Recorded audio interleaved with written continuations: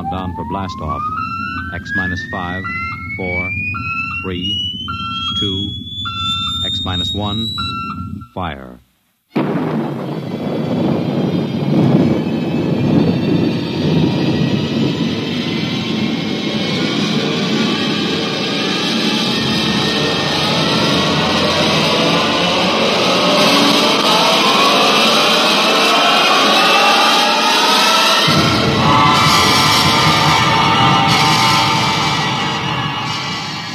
From the far horizons of the unknown come transcribed tales of new dimensions in time and space. These are stories of the future, adventures in which you'll live in a million could-be years on 1,000 maybe worlds. The National Broadcasting Company, in cooperation with Street and Smith, publishers of astounding science fiction, presents X minus 1.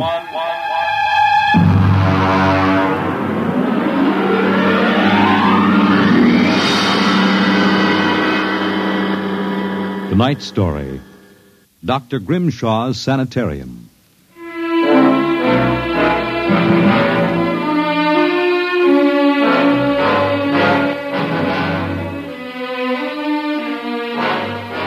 What you will hear in the next half hour represents either a magnificent hoax or the true explanation of the famous Grimshaw Sanitarium scandal which made the headlines back in 1947. The manuscript upon which this account is based was removed by the New York State Police from a fountain pen cover found in the doorway to Dr. Grimshaw's study. We offer this manuscript as evidence only. Whether it is authentic or not, you must judge for yourselves. My name is John Dougherty. I'm a graduate of Hamilton College, class of 34, a member of Theta Alpha. I'm one of those fools who wanted some excitement in life, so instead of going into my father's shoe business, I became a private detective. These are facts. You can check them if you like. The rest of what I write here is so fantastic that I don't expect it to be believed. If anyone should find this manuscript and read it, all I ask is that you notify Miss Millicent Armbruster of 299 Wallace Avenue, Buffalo, that Johnny Dougherty is dead. On the evening of July 1st, Miss Armbruster and I were driving to a wedding. Not our own, although I wish it had been. It was Sunday, and in order to avoid traffic, I took the Old Mill Road, a single-lane dirt affair that runs past the Gowanda Cemetery. Johnny, aren't you going too fast? Not for this road. There isn't a thing around except some tombstones and... Johnny, the gate to the cemetery. What about it? That hearse, look out! Look out! We skidded for about 20 feet and slammed into the back of the hearse. The two rear doors buckled and snapped open. It was a freak. A huge oak coffin with brass handles tipped up and began slowly to slide back toward us. Oh, how horrible. You stay right here, baby. You okay, Mac?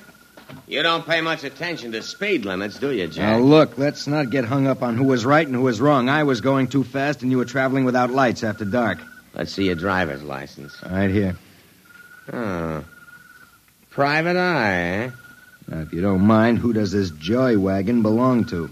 Gowanda Funeral Service. It's being rented to Grimshaw. Who? Grimshaw from the private sanitarium. Mind if I ask what you were doing after dark coming out of a cemetery with a wooden kimono? We're moving one of Grimshaw's patients to a new grave. They always travel like this? Look, Hawkshaw, how about skipping the third degree and giving me a hand getting this box back in the wagon? A pleasure. Better screw on that cover again. It's going to slide off. Let's get it in the hearse first. Okay, Junior. You get on that end. Okay. You ready? Yeah, lift. Just slide it. Oh, brother, who's in there, King Kong? Look out for the cover. I told you that would happen. What's the guy's name, Junior? Oh, why don't you ask him, Sherlock Holmes? A real wise guy, huh? I've got half a mind to report this accident. Yeah, well, go ahead. See where it gets you. Now, if you'll pardon me, I'll deliver the body.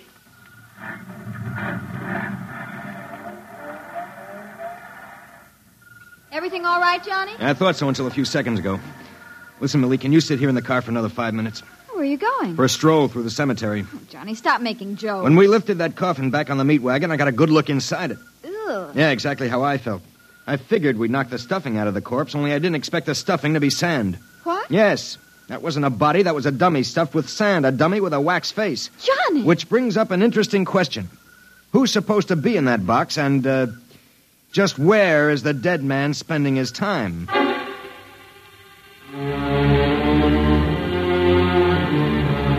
Sometimes in my business, when things drop off, you have to go out and, dig up new clients. My next case was a gentleman named Harlan Ward Sr., a wealthy automobile manufacturer. I'd gotten his name off his son's tombstone. Are you trying to tell me, Doherty, that my son Harlan was never buried at Gowanus Cemetery? Exactly, Mr. Ward. But why? Maybe if you'll tell me the circumstances surrounding your son's death, I can help answer that. My son was a rather impetuous young man. Tall, good-looking. After his graduation from Princeton, he began drinking quite heavily. After he got into a couple of scrapes, we sent him to Dr. Grimshaw's Sanitarium in the hopes that he could be cured. While my wife and I were in Europe, we received word that he died, buried at Gowanus in our absence. Last week, my wife and I decided to have his body removed to the family vault here at Short Hills. How'd your son die? Suicide. You never saw the body? No. We couldn't get back from Europe in time. Now you tell me that his coffin contains a dummy. How do I know this whole thing isn't a plan to fleece me? You don't. But you're a rich man, Mr. Ward, and you're perfectly willing to take a chance that I'm on the level and that your son may still be alive. You sound very sure of yourself, Mr. Doherty. My fee is a $2,000 retainer plus expenses. What sort of expenses? However much it costs to take the cure at Dr. Grimshaw's Sanitarium.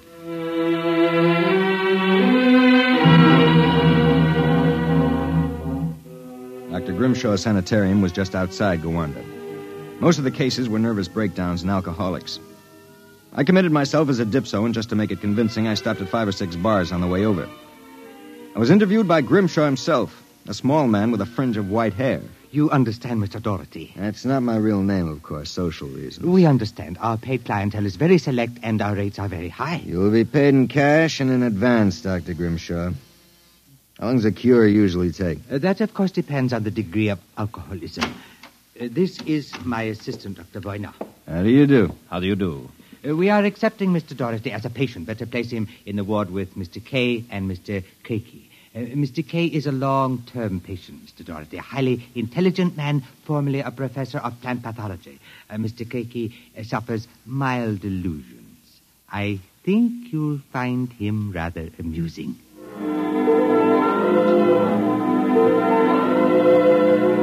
After about 3 days, my roommates Arthur Kay and Crakey got used to me, and we even began to play three-handed bridge. Kay was a chronic dope addict, an intelligent, sensitive man. Crakey was nothing but a clown.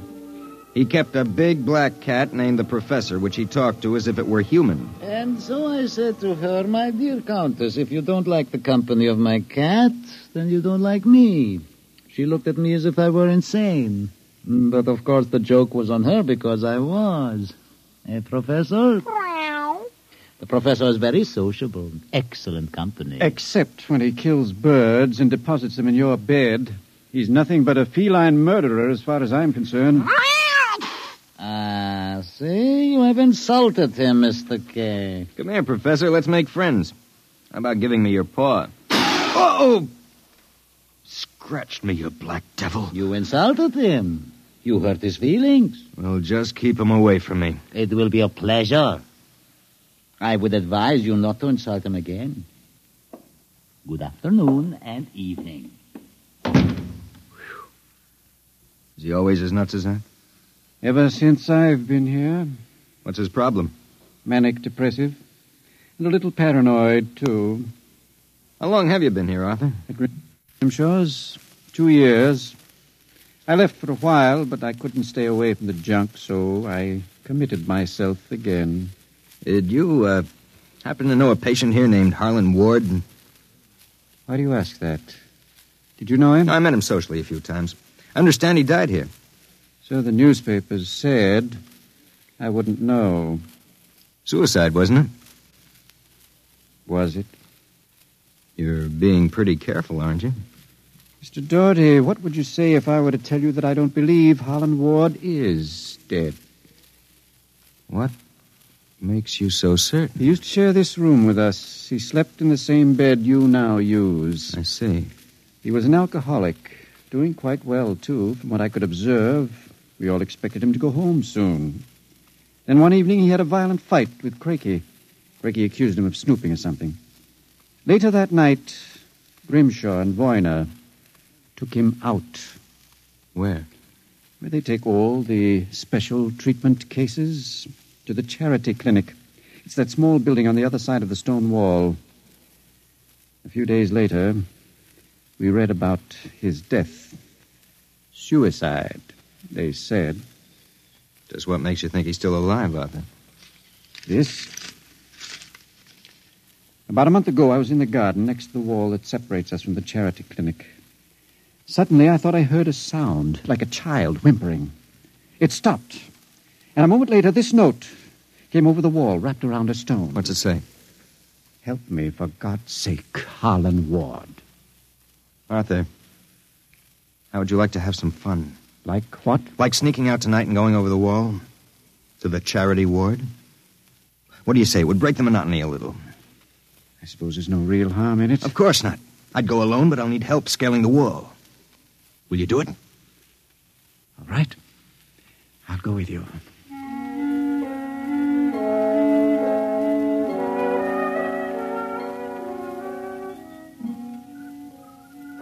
Up. All clear. Give me your hand and I'll lift you. Be careful when you drop. Ready? Go ahead.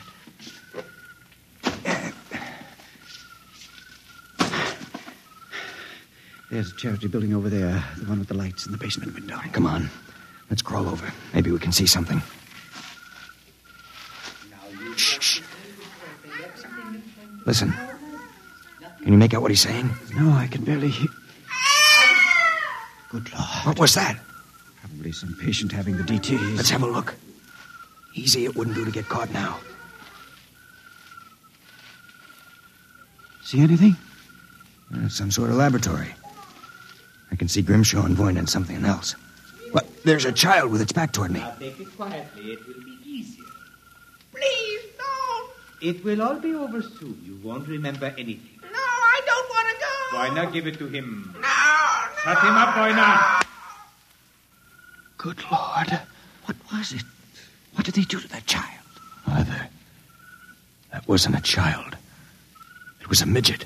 The smallest midget I've ever seen. What were they doing? Trying to give it some sort of injection. When it resisted, Voyner knocked it out. What do you suppose they were doing to it? I don't know, Arthur. All I know is that when it fell, it had the face of Harlan Ward.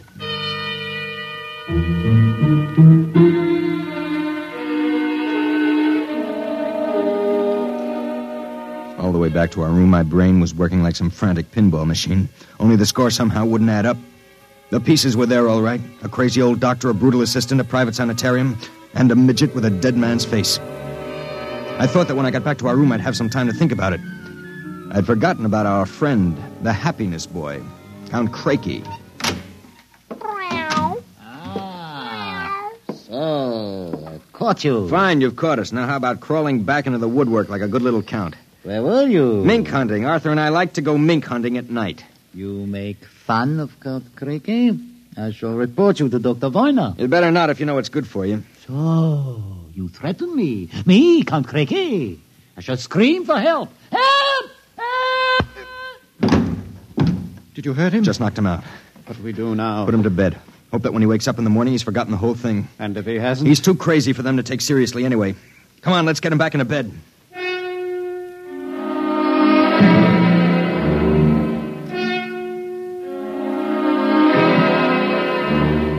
I went to sleep in my own room. And the next thing I felt was the sharp jab of the hypodermic needle in my left arm. Hold it. It'll be useless to struggle, Mr. Doherty. In a moment, your motor nerves will be completely paralyzed. What's this about, Grimshaw? I might ask the same of you. My good friend Count Crakey informs me you and Mr. Kay decided to do some snooping earlier tonight. He followed you and saw you climb the wall. Crakey's insane. Mr. Doherty, that is a matter of opinion. Crakey, what is this? Perhaps my assistant, Dr. Grimshaw, would be good enough to explain. Assistant? Yes. You see, I am the actual head of the Grimshaw Sanitarium. Count Craigie feigns many delusions, Mr. Doherty. But in this case, he is telling the truth. Count Craigie is actually Professor Ernst Hassler. Professor Hassler and I worked together in the Berlin Neurological Institute before and during the last war. Unfortunately, my political affiliations with the Third Reich were under investigation by the War Crimes Commission. However, Dr. Grimshaw managed to smuggle me into this country, where I masqueraded as a mental patient in order that we might continue certain experiments which were interrupted by the American army. I can imagine the sort of experiments you conducted. You and your friend Mr. Kay will discover their exact nature very shortly, Mr. Doherty. It is a magnificent opportunity to serve science. I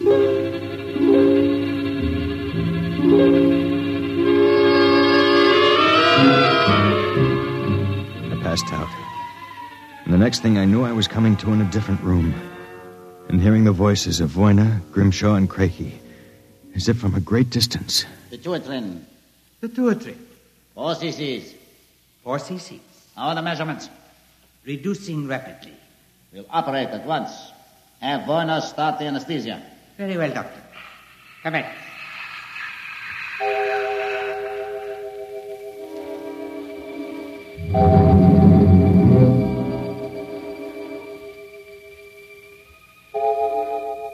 When I came to again, I had a blinding headache. I began to wonder if Craigie and Grimshaw weren't doing something to drive me insane, because I lost all sense of perspective. The room seemed to grow in size. I don't know how much time passed, but one day Craigie came into the room with a bundle in his arms about the size of a newborn baby. The bundle was my friend, Arthur Kay. And worse yet, I was exactly the same size that he was. Let me out of here. Let me out. Allow me to congratulate you, gentlemen. How are you feeling? You dirty monster. I'm disappointed, gentlemen. Do you not feel privileged to be a part of an experiment that will place me at the very top rank of the world's endocrinologists? What are you doing to us, you madman? It has long been established, gentlemen, that dwarfism and giantism result from injury to or malfunction of the pituitary and thyroid glands. The interlock between these glands was thought to be a hormone. I have discovered that this was incorrect. It was an enzyme. An enzyme I isolated some years ago. I was well on the way to synthesis in Germany when the surrender interrupted me. The interruption also limited the number and type of subjects on whom I could experiment. I was forced to find others. Such as Harlan Ward? Mr. Ward was only a control experiment. I suppose you plan the same for us. No, gentlemen. For you, I have reserved a special privilege. You, gentlemen, will be the first to test the full effects of the enzyme.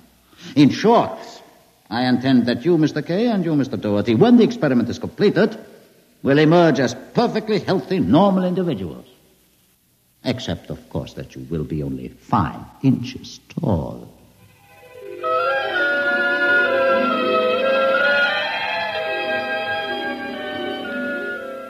The days and nights that followed were a living nightmare. A nightmare from which Arthur and I awoke for brief periods to find ourselves in a strange new world. A huge, frightening world where everything seemed enlarged 100 times. When we finally emerged, we found ourselves imprisoned in a tiny mouse cage. Judging by the relative size of things, we could not have been more than 5 inches tall. Now we realized the experiment was at an end. That from now on, it was either escape or be destroyed. How's it coming, Arthur? Another moment. I think I'll have this lock worked loose. And if we escape, then what? We'll worry about that after we get out of this mouse cage. Suppose we don't make it. At least you've written the story on that scrap of paper. Someone may find it and read it. Nobody will believe it. Then why did you bother to write it? I don't know. I suppose I want the world to know what happened to me. That does it. Help me push the door open. Now what? The first job is getting down to the floor. I think we can make it by sliding down the telephone cord. Are you game? Go ahead. I'm right behind you. Easy now. Look out! That does it. Now, if we can figure out a way to get out of the room, well, that should be... Uh-oh. Listen. Somebody's coming. It must be Craigie. We've got to hide. Here. The grate in the fireplace. He'll kill us if he finds us. Stay quiet. Well, my friends, I'm for feeding. I trust that you... So, you have managed to break out. It won't do, you know. There is no way you could have gotten out of the room with the door and window locked. I know you are in here. I would advise you to save yourselves trouble and give up. Very well, my tiny friends. If you prefer to play the game of cat and mouse, then I shall be happy to furnish the cat. There is no way you can get out. What now? He's gone for the cat. If that monster ever gets in here, we're goners. There must be... Wait a minute. What? You see that thin strand of wire running along the molding? What about it? It's the automatic fire alarm. When the alarm is tripped by a fire or short circuit, all the locks are sprung so that the patients can escape from their rooms. If I can short that wire before Craigie lets the cat into the building, let's go. There's a tiny sliver of steel from the cage on the floor. I'll work with that. You keep an ear to the door. Go ahead. This insulation is tough as rawhide. Christ, this stuff. Hurry up, Arthur, for God's sake. There it is. Stand away. I'm going to short it. Ready? Okay. We made it. There goes the door. Let's make a run for it down the hall. If we can get to the garden, we've got a chance. I smell smoke. The short may have actually started a fire. Come on. Wait a minute. I have to go back. The manuscript. Don't be a fool. There's no time. Come on. You go ahead. I'll catch up. Hurry up. I'll wait in the hall. Only a second. I've got it. Come on. There's nothing to stop us now. Arthur? Where are you? It's funny. Arthur? Arthur? Arthur, what's happened to you?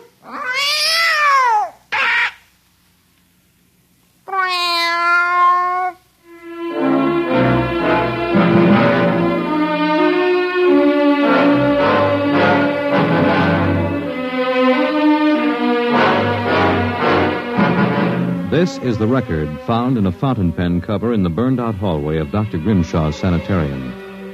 There's nothing to add, except that the fire which destroyed the sanitarium and killed so many of its occupants, including Dr. Grimshaw and Dr. Voyna, was definitely of incendiary nature. It is believed by the fire chief that some small creature, possibly a mouse, chewed the insulation off the wire and short-circuited the system. The two patients, John Doherty and Arthur Kay, vanished completely after the fire, and their remains were never found. Whether the manuscript which you have just heard is authentic, or whether it was the work of one of the more demented inmates of the sanitarium, we leave to your judgment.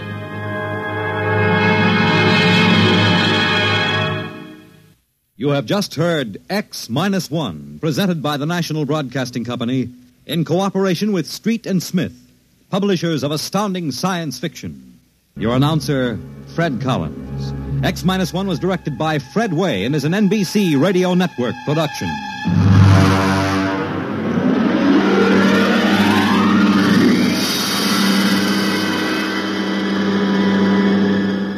X-1